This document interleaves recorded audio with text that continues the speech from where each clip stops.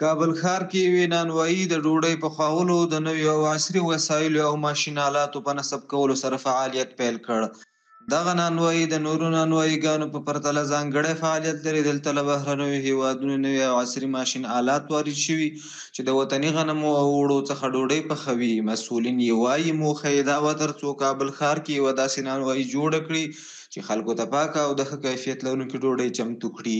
ما چندین نمایندگی داشتیم، منتها این نمایندگی نوع ما که ایجاد کردیم در عرصه تولید نان کامل فعالیت داره که برای اولین بار در افغانستان این پروژه آغاز شده که به هدف تبدیل نانوایی‌های سنتی به مدرن است و به کشاورزان ما این امکان میده که از گندم‌های تولید شده خودشان در تولید آرد و نان استفاده بکنند و در آینده افغانستان از آردهای وارداتی بی‌نیاز بگردانند و هم در سلامت عمومی جامعه و در تقویت اقتصاد افغانستان نیز نقش مهمی را این نانوایی ایفا می‌کند. از نانایی که دو سبوس کم است و مواد غنی از پیش از او گرفته میشه، خاص به خاطر از اینکه یک کمک زودتر پخته شود، پخت زودتر داره و پوندیدگی زیادتر داره. به او خاطر در مقابل گندم وطنی هم که کار صورت میگیره.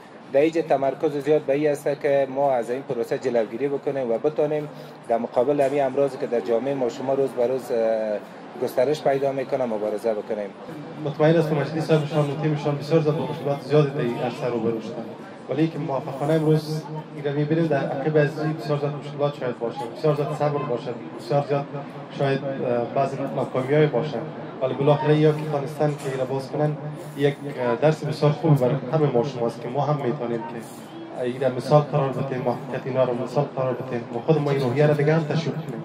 و یکی از تشویق‌های عرصه‌ای است که وقتی یک بزنس نو میبینیم کوشش کنیم که مثلا یک کمک که در کلیک همه ما شما میتونیم است که مثلا خریداری کنیم. په دغه پخلنځي کې د ډوډۍ پخولو ترڅنګ له وطني غنمو له اوړو څخه بېلابېل ډولونه کلچې، کیکونه، روټ، ناشته او ځینې نور خواړه هم چمتو کیږي چې د نورو پلورنځیو په پرتله ډېر خلطراو هم لري. ما از نان کامل که از گندم وطنی از شروع میکنیم. نان سبوس داریم، نان جو داریم، نان جواری داریم که محصولات ما برای کسایی است که مرض شکر، دیابت دارند و فشار دارند و محصولات دیگه ما که کلچه خرمایی است، روت است، کلچه پنیری است، کوماچ است و کیک، انواع کیک داریم و انواع کیک و کلچه هایی را که در بازار به طور خاص توسط خود ما ریسیپتورش آماده شده و یک مزه خاص داره، میتونن که بیاین امتحان بکنن از نانوایی ما و این محصولات به دست بیارن. په دغه نانوایی کې څو کسانو ته د کار کولو یو مناسب فرصت هم برابر شوی او د ځانګړو او پاکو جامو سره د ډوډۍ او کیک لپاره لومړني مواد چمتو کوي چې وروسته ډوډۍ او نور خواږه خواړه ترې پخوي. خوشحال هستم که اینجا کار میکنم و یک فرصت است به ما که کشور خود اقتصاد خود پیش ببریم و خیلی خوشحال هستم واقعا. دیگه ما در ایران هم کار کردیم اما مثل اینجا نه دیگه. اونجا اونقدر یعنی ارزش نداره افغانی ها مثلا. اینجا خوب است، کشور خودمان است، کار میکنیم واقعا دیگه راضی هستیم.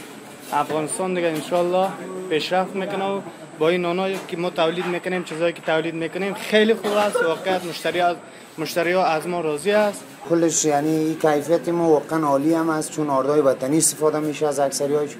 در اکثریاش آردای وطنی میزنیم، یعنی کیفیتش شاید از چیز خارج کرده بالاتر است، چون اونا مواد شیمیایی میزنن این چیزا. این از ما مواد شیمیایی و قدری که اونا دارن ندارن. از خاطر همون است که کیفیت کار ما خیلی واقعا عالی است و بالا. هر مشتریای ما که میان مثلا چیز داغ میتیم ما برشون میکشیم از داش، چیز گرم داغ سی میخورن.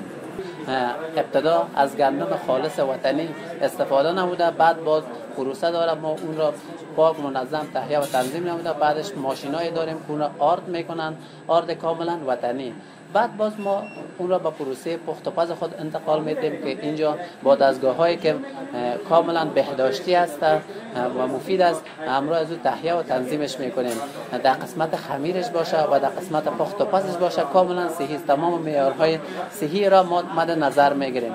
د یادونې وړ ده چې د کابل ښار په بېلابېلو سیمو کې د کاروبارونو د ودې لپاره د نویو نوښتونو او د کاروبارونو د نویو کولو او معیاري کولو هڅې زیاتې شوي دي چې ورسره د خوراکي او نورو مصرفي توکو کیفیت ښه شوی او د هټیوالو او کاروباریانو ترمنځ سالم رقابت رامنځته کړی.